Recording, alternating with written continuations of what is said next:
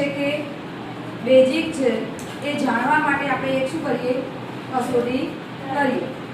આ કસોટી કરવા માટે આપણને સૌપ્રથમ શું લઈશું, કસ નળીની અંદર તમે જોઈ શકો છો અમે શું લીધેલું, દૂધ. આમાંથી થોડું દૂધ મેં આ કસ નળીની અંદર લીધેલું છે. ત્યારબાદ આની અંદર આપણે NaOH ઉમેરીશું. શું ઉમેરીશું? NaOH. NaOH નું આખું નામ થાય સોડિયમ હાઇડ્રોક્સાઇડ. શું થાય? Sodium hydroxide. આની અંદર 2 ટીપા થોડું આપણે શું ઉમેરી દીધું, સોડિયમ હાઇડ્રોક્સાઇડ. કોની અંદર ઉમેર્યું? દૂધની અંદર. બરાબર. ત્યારબાદ આ કસ નળીની અંદર આપણે એક અભિરંજક બનાવેલું છે જે રંગ પરિવર્તન કરવાનું શું કરે છે, કામ કરે છે. આ અભિરંજકનું નામ છે ફિનોલ્ફથેલિન. શું છે?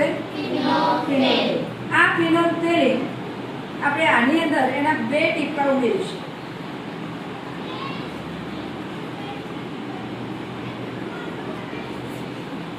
દેખાય તમને? તો રંગ કેવો બની ગયો? ગુલાબી. તો ગુલાબી રંગ બને છે એ દર્શાવે છે કે દૂધ જે છે એ કેવો પદાર્થ છે, બેઝિક પદાર્થ છે.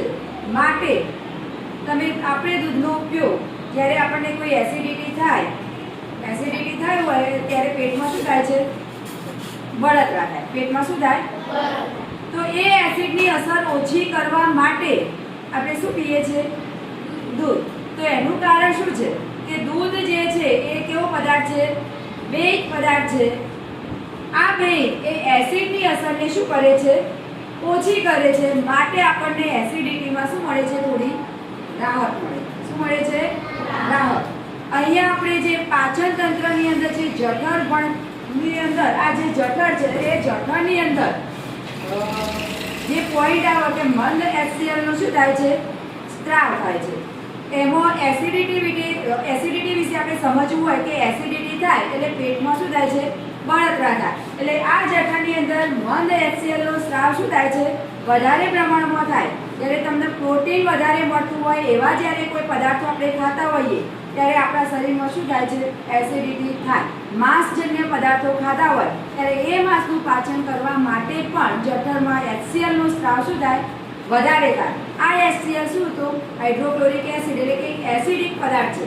એનો સ્ત્રાવ વધારે થાય એટલે પેટમાં શું થાય, બળતરા થાય. અને એ બળતરા એને આપણે શું કહીએ છીએ, એસિડિટી કહીએ. એ એસિડિટીને આપણે ઓછી કરવા માટે શું પીએ છીએ, દૂધ પીવો, તમે આઈસ્ક્રીમ ખો. તો આવા બેઝજન્ય પદાર્થો આપણે લઈએ છીએ જે એસિડની અસરને શું કરે છે, ઓછી કરે અને આપણને શું થાય, એસિડિટીમાં રાહત થાય છે.